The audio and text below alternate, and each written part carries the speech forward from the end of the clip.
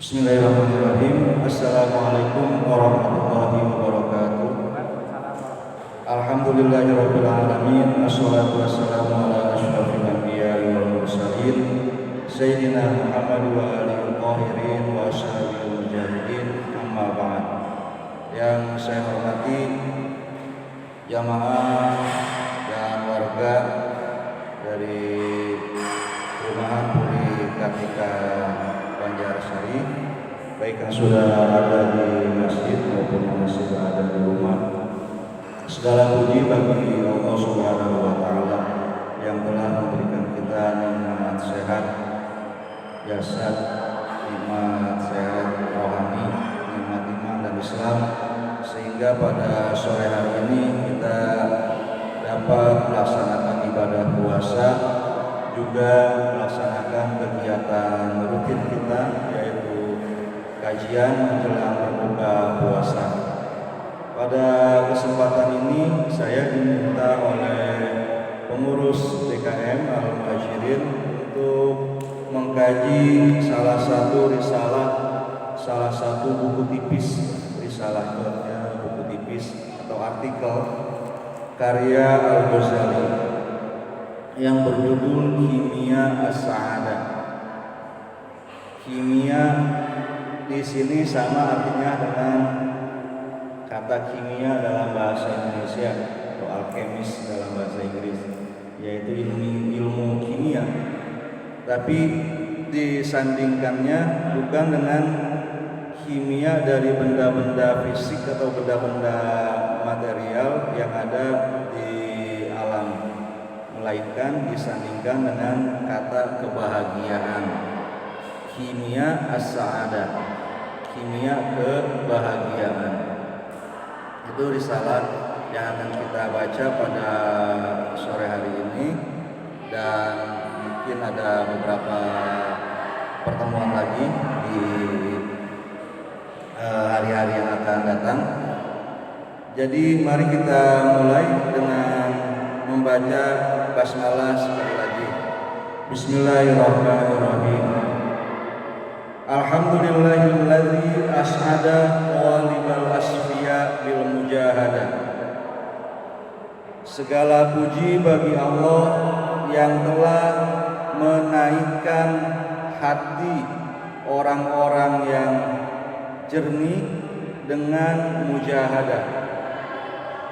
Jadi di sini ada dua hal yang perlu kita perhatikan. Yang pertama, kebaikan apapun yang dilakukan oleh manusia itu adalah atas berkat nikmat Allah.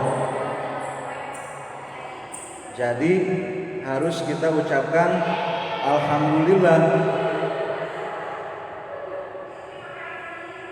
Misalnya kita mendapatkan rezeki, kita bilang alhamdulillah. Nah, yang harus kita sadari selanjutnya adalah bahwa kemampuan kita mengucapkan alhamdulillah ketika menerima rezeki itu adalah nikmat Allah juga. Bahkan nikmat Allah yang lebih baik daripada nikmat yang pertama tadi yang kita bacain, alhamdulillah. Nikmat yang pertamanya mungkin kita dapat rezeki ya, awal bulan kita dapat gaji misalnya sebagai PNS, kita bilang alhamdulillah. Nah, kita bisa bilang alhamdulillah itu adalah nikmat yang lebih baik daripada menerima gajinya.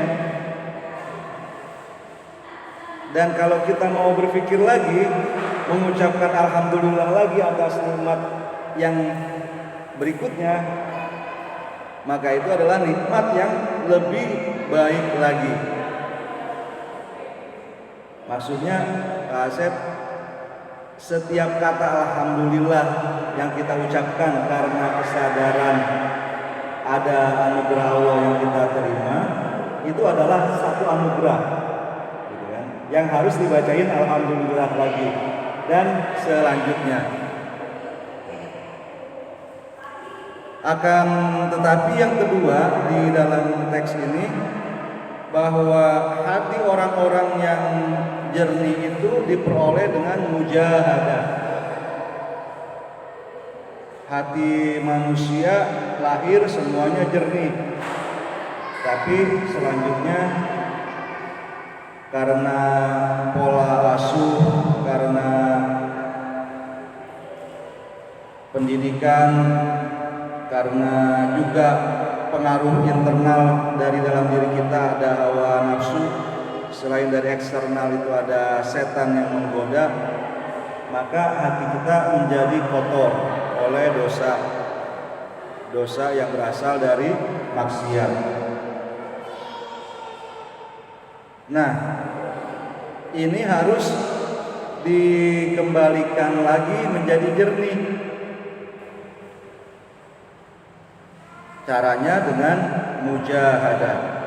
Di dalam mujahadah ini ada mulai dari kesadaran untuk menyadari apa salahnya kita, kemudian mengucapkan istighfar, berjanji tidak mau mengulanginya lagi, karena di dalam mujahadah ini ada taubat, ada inabah. Wa as'ada, kata Al-Ghazali selanjutnya, wa as'ada, dan Allah lah yang telah membuat bahagia qulubal auliya bil musyahadah, hati para wali dengan musyahadah. Musyahadah artinya kita sebagai manusia menyaksikan langsung objek pengetahuan yang ingin kita ketahui.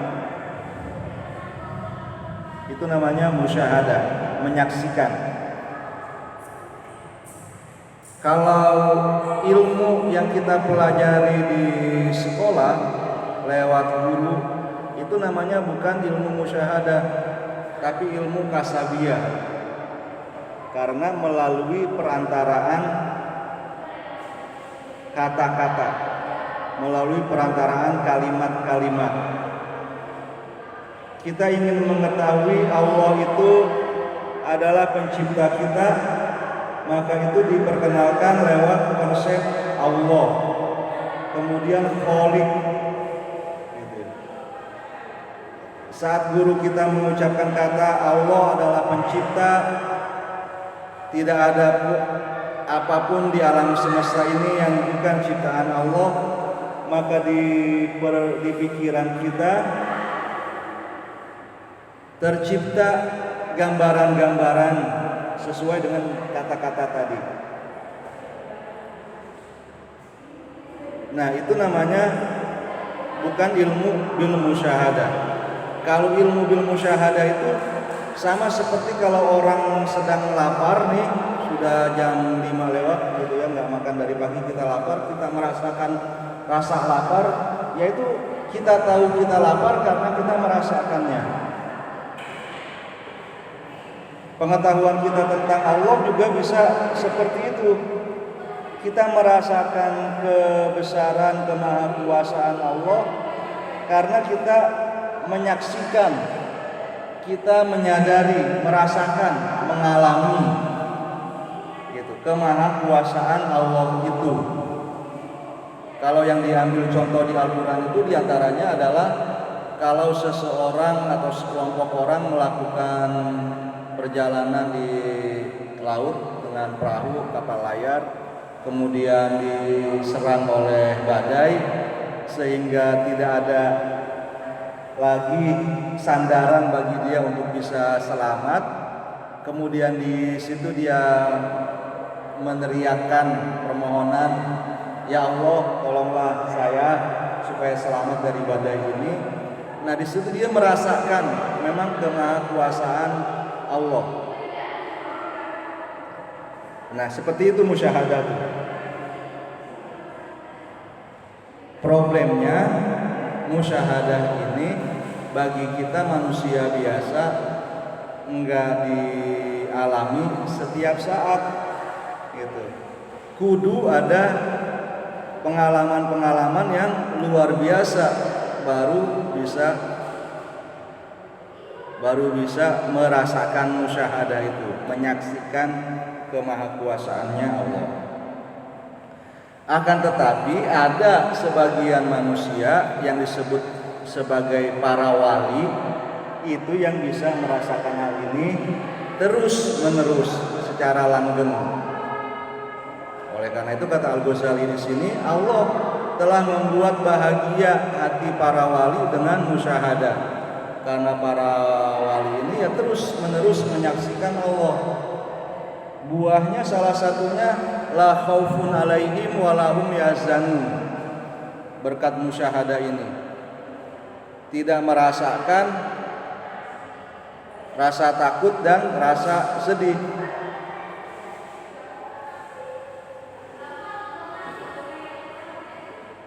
Nah, musyahadah ini ya harus dilatih. Gitu. Para wali itu mendapatkan kebahagiaan seperti itu bukannya tanpa usaha, bukannya tiba-tiba mereka mendapatkan anugerah dari Allah. Tadi disebut kata mujahadah dan sekarang di sini musyahadah. Itu adalah perjuangannya. Kalau kita mendengar cerita para wali, baik yang dekat dengan lingkungan kita di Banten, di Pulau Jawa atau di Indonesia, atau yang lebih jauh dari lingkungan kita ya, atau yang dari masa-masa lalu sejarah mereka itu, ya kita bisa menilai bagaimana mujahadah, bagaimana usaha yang mereka lakukan itu. Yang gampangnya sih buat kita ini masih malu ya dibandingkan dengan mereka. Misalnya wali ya yang di sekitar kita yang terkenal tarekat Sayah ma Taklim, seperti itu ucapannya, harus terus belajar. Ya memang beliau terus menerus istiqomah mengajar kepada murid-muridnya, atau menerima setoran hafalan Al-Quran santri-santrinya, sehingga bisa semalam atau sehari semalam menghatamkan Al-Quran.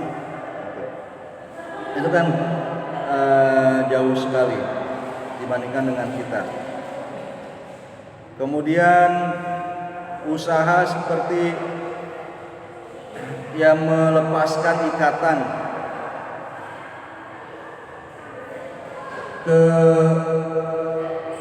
keterikatan antara hati kita dengan hal-hal duniawi yang kita miliki. Ya terutama yang paling susah itu adalah mencintai diri sendiri gitu ya.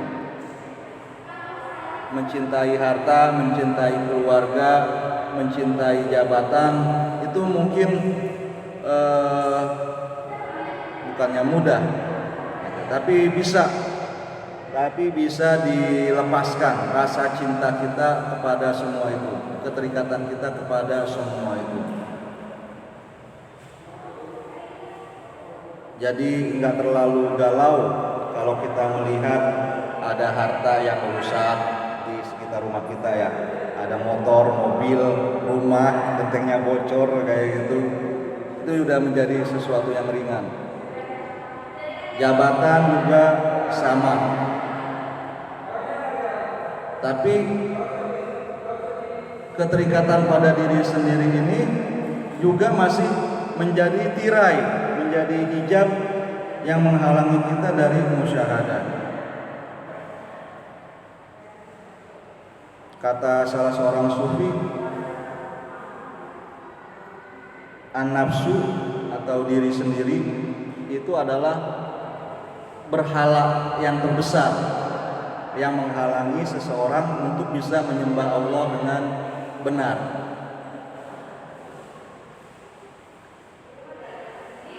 Mungkin contoh paling jelasnya adalah Fir'aun, yang dirinya sendiri dia proklamasikan menjadi Tuhan, yang untuk satu kerajaan, satu kekaisaran yang besar pada zamannya. Tapi saya renung-renung masalah ini, kita nggak mesti jadi Fir'aun besar gitu. Bisa jadi kita adalah Fir'aun kecil yang merasa menjadi Tuhan di tempat kita yang kecil, di lingkungan sehari-hari kita, di keluarga kita, di tempat kerja kita. Di keluarga berarti yang dengan istri, dengan anak-anak. Di tempat kerja berarti dengan apa ini? Sudah dibawain. Nanti. Oke. Ini doain ini akikahan ini. Kirain saya udah disuruh buka duluan. Baik. Ya, ini ada berita gembira ya, tahadus bin nikmah, ada walimatul akikah gitu kan, yang dibawakan sebagai makan buka puasa kita bersama juga di sini ya, dari anak yang bernama Az-Zahra Darakiana yang lahir pada 12 April 2021. Tanggalnya bagus ini, 12421. Dari orang tuanya, tetangga saya ini, Rendra Indro Anggara dan Cynthia Eka Prasetyawati. Ya, kita doakan semoga Az-Zahra Darakiana ini menjadi anak yang solihah, anak yang cerdas, anak yang berbakti kepada kedua orang tuanya, membawa nama baik bagi kedua orang tuanya, kepada keluarganya, juga membawa manfaat dan maslahat bagi lingkungan di sekitarnya kelak jika dia sudah dewasa. Untuk itu mari kita membaca surah Al-Fatihah untuk Az-Zahra Darakiana binti Muhammad Rendra Indro Anggara ala haziniyah. Al-Fatihah. A'udzubillahi minasyaitonirrajim. Bismillahirrahmanirrahim. Alhamdulillahirabbil alamin arrahmanirrahim maliki yaumiddin. Iyyaka na'budu wa iyyaka nasta'in. Ihdinas siratal mustaqim. Siratal ladzina an'amta 'alaihim ghairil maghdubi 'alaihim waladdallin. Amin. Baik Bapak-bapak, kita kembali ke kitab Kimia As-Sa'adahnya Al-Ghazali. Poin terakhir yang saya sampaikan tadi adalah bahwa musyahadah, yaitu bisa mendapatkan pengalaman, merasakan kebesaran, merasakan kekuasaan, keindahan Allah Subhanahu wa taala, itu diperoleh para wali dengan usaha. Salah satunya adalah dengan melepaskan keterikatan dengan hal-hal dunia, mulai yang ada di luar diri kita, keluarga, jabatan, harta, sampai kepada yang ada di dalam diri kita sendiri, yaitu hawa nafsu. Nah, jangan sampai kita menjadi seperti Firaun. Enggak segede Firaun yang di Mesir, yang mengaku Tuhan untuk semua rakyat serta syaratnya. Mungkin kita menjadi Firaun, mengaku sebagai Tuhan itu ya kecil-kecilan aja, cuma terhadap istri dan anak, cuma terhadap murid, cuma terhadap teman. Nah, ya mudah-mudahan Allah Subhanahu wa taala memberikan kita kebahagiaan kepada hati kita dengan berhasil melepaskan keterikatan kepada berhala jiwa, berhala ego tersebut. Halla alsinatal mu'minina bizikri. Allah Subhanahu wa taala menghiasi lisan kaum mukminin dengan zikir.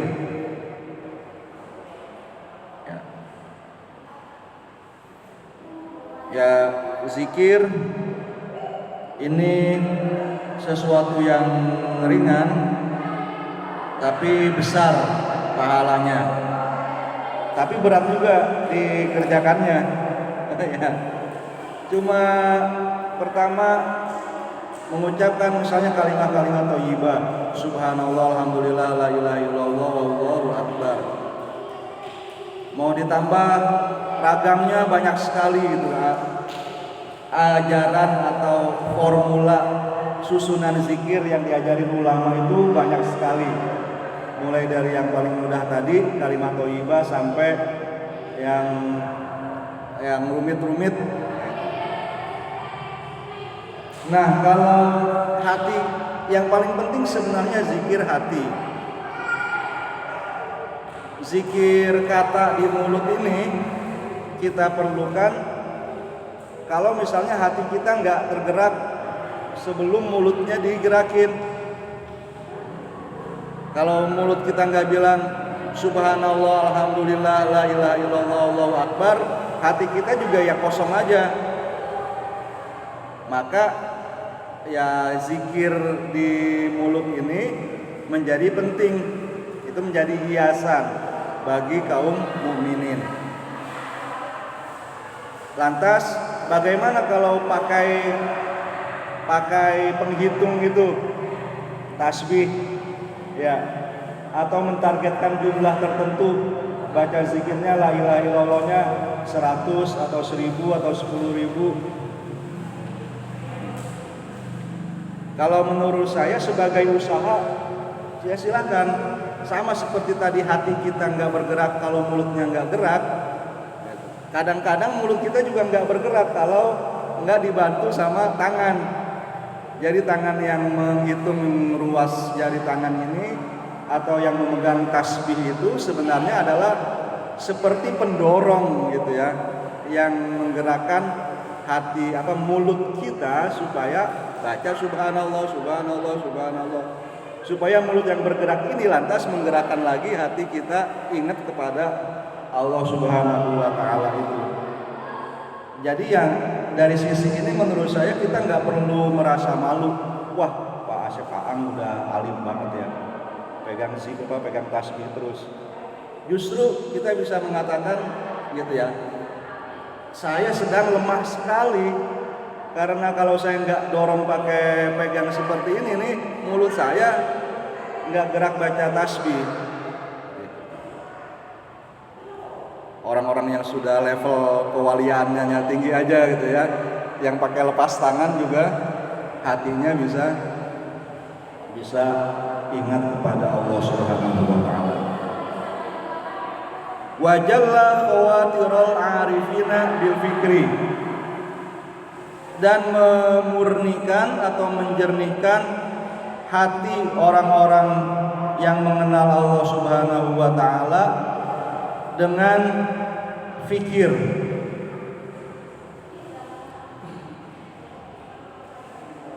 Ya, jadi zikir penting, fikir juga, tafakur juga penting. Tafakur itu ya tadi melangkahkan nalar kita selangkah-selangkah dari apa yang sudah kita ketahui menuju apa yang ingin kita ketahui, apa yang ingin kita yakini sebenarnya. Yang sudah kita ketahui adalah segala sesuatu yang ada di dunia ini sekarang ada, pernah didahului oleh nggak ada, dan nanti bakal bisa nggak ada lagi. Itu kan yang sudah kita ketahui, kita lihat pakai indera kita. Selanjutnya, kalau misalnya kita bersedih karena ada barang milik kita yang sekarang ada, gitu, tapi lantas menjadi rusak karena diambil orang atau karena hal yang lain. Nah, perasaan sedih itu apakah sesuai dengan karakter benda ini? Sejak awal, semua benda yang ada di sekitar kita itu tabiatnya memang bukan milik kita. Sedang kebetulan saja dia melekat pada diri kita. Tapi tabiatnya dia sendiri, dia bisa melekat kepada siapa saja. Kalau kita sedih, dia lepas dari diri kita, berarti kita sudah mengingkari tabiat dari benda ini. Sesuatu yang bisa melekat kepada siapa saja kita inginkan dia melekat kepada diri kita sendirian doang. Artinya dengan berpikir seperti itu, ya pada saat ada sesuatu yang hilang dari diri kita kan kita nggak perlu bersedih. Nah itu dengan menghilangkan kesedihan dengan cara tafakur, misalnya seperti itu. Wa harrasa sawadal ibad anil fasad, dan Allah lah yang telah melindungi, yang telah menjaga kebanyakan manusia dari kerusakan. Jadi kalau ya masyarakat secara umum sekarang ini masih rezekinya masih terpenuhi ya secara umum, maka itu adalah karena semata-mata Allah yang menjaga kita semua. Kalau tanpa penjagaan Allah, maka macam-macam bencana ini sudah lebih banyak menimpa diri kita daripada apa yang terjadi sekarang ini.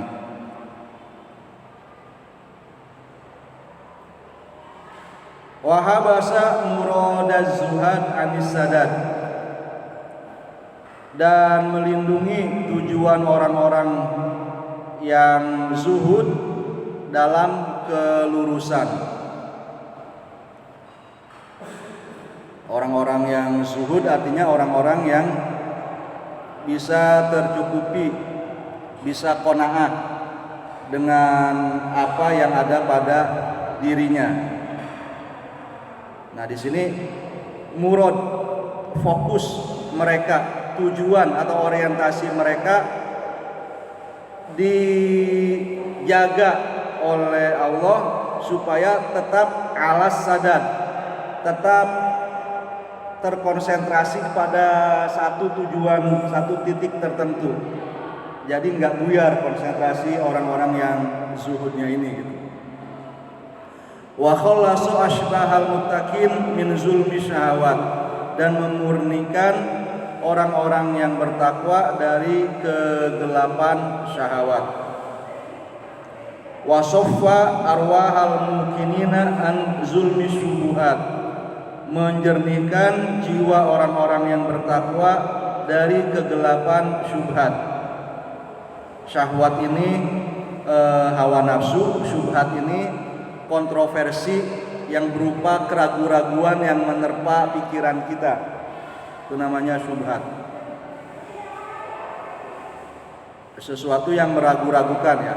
Ini yang kita ketahui misalnya apakah ini halal atau haram. Ada yang jelas halal, ada yang jelas haram.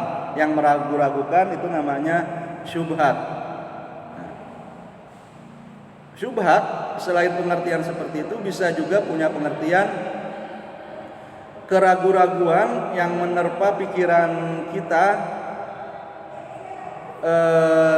misalnya terhadap kebenaran agama kita, kebenaran Al-Quran misalnya. Apakah Al-Quran benar-benar memberikan solusi menjadi jalan kesempurnaan dan keselamatan bagi kita di dunia dan di akhirat? Jangan-jangan ada aturan dari sumber yang lain yang lebih baik daripada Al-Quran. Nah itu juga sudah termasuk syubhat yang seperti itu, kontroversi atau keraguan-raguan. Nah, hati orang-orang yang, jiwa orang-orang yang yakin itu dibersihkan oleh Allah dari kegelapan syubhat seperti itu, seperti tubuh orang-orang yang bertakwa itu dibersihkan oleh Allah dari kegelapan syahwat.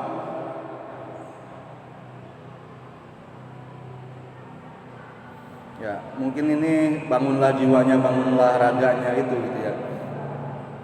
Membangun raga berarti menjauhkan diri dari syahwat, dan membangun jiwa berarti membersihkan jiwa dari syubhat, dari kontroversi.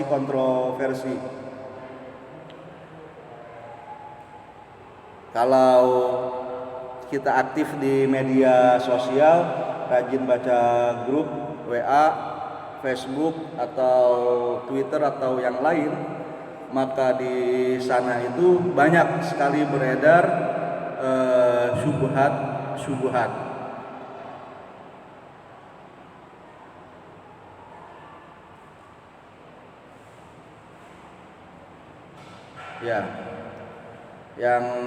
Ya, kalau ini sih sebaiknya dikurangi saja deh. Salah satu caranya itu ya. Kalau dibahas mana contohnya, bagaimana cara menyikapinya, maka akan banyak sekali. Karena ya sebagian syubhat itu sangat halus gitu ya. Dia tersebar di tengah-tengah masyarakat gitu, dan kita nggak merasakan kesalahannya saking halusnya. Wa qabla a'mal al-akhyari bi ada'i sholawat.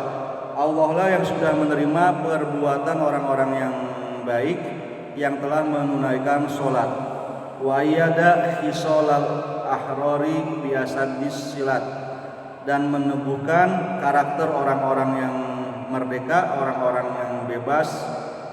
Orang-orang yang bebas ini ya tadi, bebas dari keterikatan terhadap dunia, bebas dari keterikatan terhadap hawa nafsu, bebas dari syahwat dan syubhat. Biasaddis silat, dengan tali penghubung dengan Allah yang paling sadid, yang paling kuat. Nah, di antaranya tali penghubung manusia dengan Allah itu adalah Al-Quran. Saat kita membaca Al-Quran, kita benar-benar terhubung dengan Allah. Kata-kata yang kita ucapkan adalah kata-kata yang Allah firmankan. Gitu ya. Kalau pikir ilmu kalam, kalam Allah sebagai zat yang gaib dengan kalam manusia sebagai yang sudah bersuara, itu menjadi masalah yang rumit juga. Akan tetapi kita perlu imani bahwa ya Al-Quran itu memang merupakan kalamullah yang diturunkan kepada Nabi Muhammad dan menjadi tali penghubung antara diri kita, antara jiwa kita dengan Allah Subhanahu wa Ta'ala. Nah, Bapak-bapak sekalian, itu yang ada di dalam bagian pengantar dari buku Kimia As-Sa'adah tulisan Al-Ghazali, bahwa yang pertama mujahadah itu akan membawa hati kita kepada kejernihan. Kemudian yang kedua musyahadah, yaitu menyaksikan kebesaran, keindahan, keagungan Allah Subhanahu wa Ta'ala langsung tanpa perantara konsep-konsep, doktrin-doktrin. Itu menjadi keistimewaan para wali yang kita sebagai manusia biasa selayaknya optimis bahwa kita pun bisa melatih diri kita untuk bisa memperolehnya. Kemudian yang ketiga, kita harus menghiasi lidah kita dengan zikir. Karena zikir di lidah ini akan membantu hati juga berzikir, dan kalau perlu membantu zikir lidah dengan zikir yang lain, ya silakan. Wabtagu ilaihil wasilah, carilah wasilah untuk mencapai Allah. Kemudian mudah-mudahan juga yang keempat ini Allah menjaga badan kita dari kotoran atau kegelapan syahwat, dan menjaga pikiran kita dari kegelapan syubhat. Menerima amalan ibadah kita, terutama sholat, dan yang terakhir menjaga ikatan atau keterkaitan kita dengan Allah Subhanahu wa Ta'ala, terutama dengan bacaan Al-Quran. Demikian yang saya sampaikan pada kesempatan sore hari ini masih berapa? 9 menit lagi. Ya, bisa kita sharing atau bisa dibagi, nanti menunggu di depan kalau kita ada di depan. Ya.